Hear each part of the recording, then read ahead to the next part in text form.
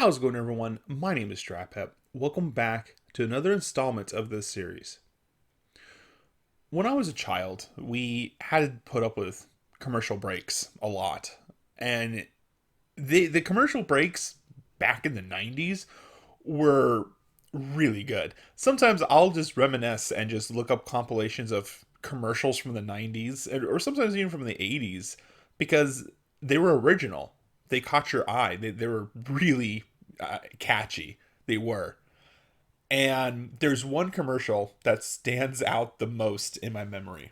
And that's the Chia Pet commercial. And they still make them, by the way. It's not like this they went out, but there's just something beautiful about the Chia Pet commercial that makes me laugh every single time. And it is the lack of energy. The lack of energy, especially the 1987 Chia Pet commercial. Watch that. That is the funniest one because they walk in and they're like, "Mom got us a Chia Pet. Wow!" And even the announcer is doesn't even seem interested in the job that he's doing. Chia Pet, the Chia Pet that grows. The Chia Pet, the pottery that grows. That always cracks me up every time I hear that. Every time they bring in a kid actor, they're like, "All right, act really excited."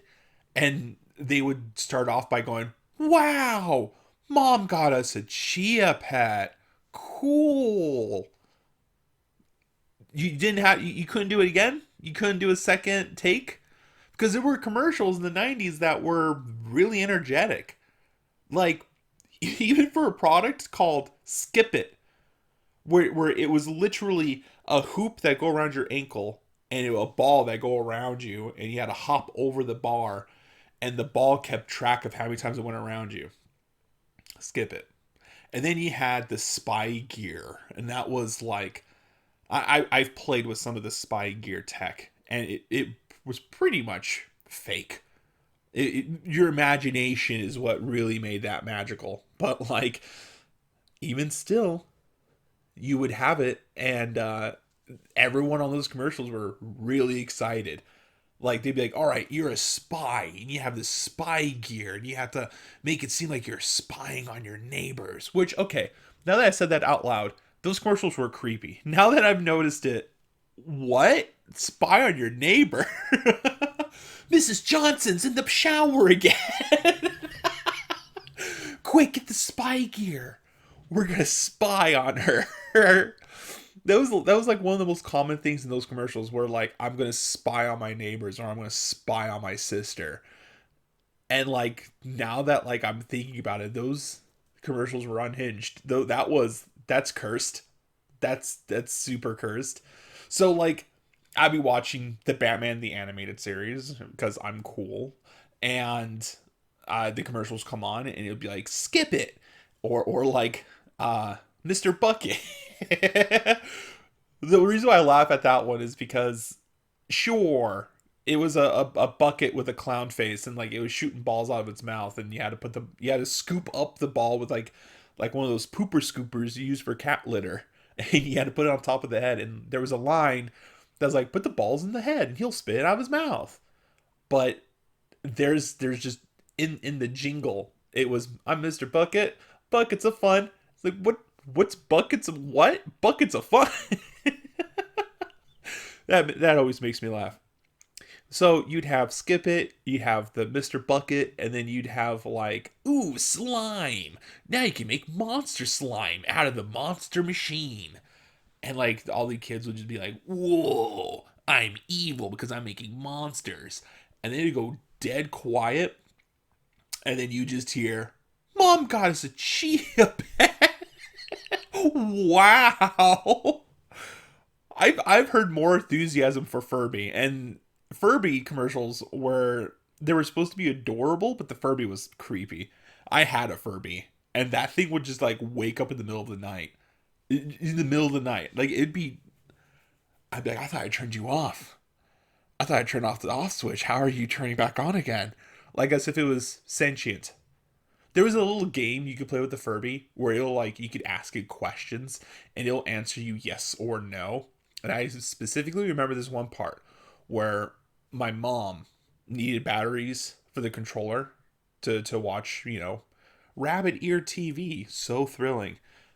The rabbit ear TV wasn't the worst part. It was having to move the antenna around to make the channel come in more clear, just to find out you didn't want to watch that channel and they got to do it again for the next channel. Versus cable, where you didn't have to deal with that unless you had like satellite dish. And if the satellites weren't aligned, well, you're not watching anything. But I remember my mom wanted the batteries out of the Furby. I was currently playing the question game where the Furby had to answer yes or no. And so I was like, well, let's see what Furby thinks about this. Furby, do you want us to take the batteries out of you? And it said no. And I said, are you scared that we might not give them back? And it said yes. And then my mom started to freak out. My mom's like, okay, you're done playing with that. I'm like, Furby, do you want my mom to take you away from me? And it said no. I'm like, Mom, he doesn't want it. And looking back on it, the fact that it was answering that clearly to questions, I would be scared too. I would be like, no, that thing's possessed. You need to get away from it now. That thing's a gremlin, is what that is.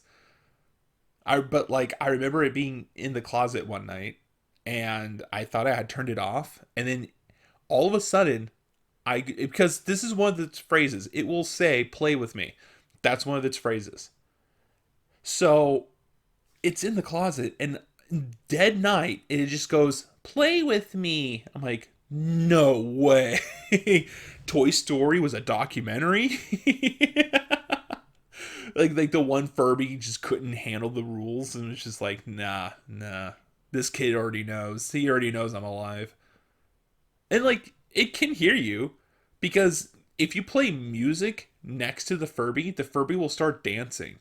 So it's not like it can't hear you, which means in some way it's not like those answers were randomly generated. It could hear me when I ask those questions for the yes and no game. I wonder if it understood a degree of what I was saying. Now that I'm thinking about it, how cool would that be if we put... Okay, never mind. I was about to be like, how cool would that be if we put AI inside a Furby that's Terminator? No, don't do that. That's literally the premise of Terminator. What if we put AI in a robot? Then it takes over. That's what happens. Then it takes over. But my idea was, what if you put AI... Well, that's the new Alexa. Because the new one that's coming out, you can talk to. What is it called? Alexa Plus or something like that? Let me finish the thought. The idea was, what if you put an AI into a Furby so that way, when you play the yes and no game, instead, it's just you having a conversation with the Furby. And you program the AI to reply in the way that Furby replies. So that way, it truly becomes a companion. I now realize we've diverted so far away from the Chia Pet commercial. This started off with, I think the Chia Pet commercials are funny, and then it just turned into, would it be cool if Furbies made a comeback? I mean, they're still around. I once found a Furby on Amazon. It was like, what was it, 2022 edition? I don't remember the year it came out, but it's like, I think it was like $300, maybe more, maybe like way more. I couldn't believe it. I'm like, what did you put in that? What's in that Furby to make it that expensive? What did you put in that Furby? What is in there? I just want a Furby, man. All I want is a Furby and a Tamagotchi, okay? Oh, man. When I had a Tamagotchi, I had 3 of them, okay? And I think there was another one called Pixel Pets or something like that. And I think I had one of those, but I had 3 Tamagotchis. And the reason why is because your Tamagotchis can interact with each other. But one time I went to class and all 3 of them got hungry. And the thing is that my Tamagotchis are attached to my backpack. So it's not like I can shut it off.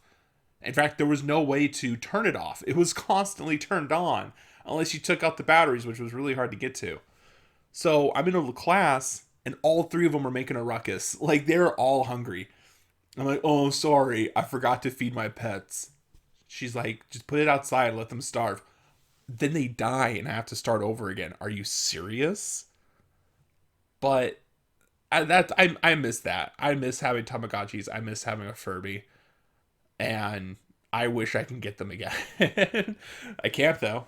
I can't, but I wish I could. I really do. Another one I wish I could get. There was this one Pokeball that you could open up, and there was like a little blinking light inside, and the objective was to get the light in the center.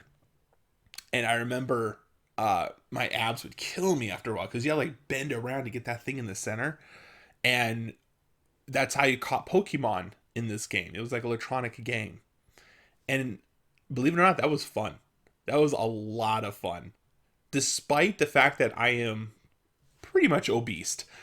Despite that fact, that was a lot of fun. That game. Sure, it made my abs feel like I ripped them out, but it was a fun game, and I wish I can get it again. I can't. It's very hard to get your hands on one of those now. They're vintage now, but I don't know. Things like that, Tamagotchis and Furbies. That I mean, that feels like I'm going through a midlife crisis for one. But it but it also makes me feel nostalgia of the past because those are hard to come by these days. Well, that's gonna be it for this episode.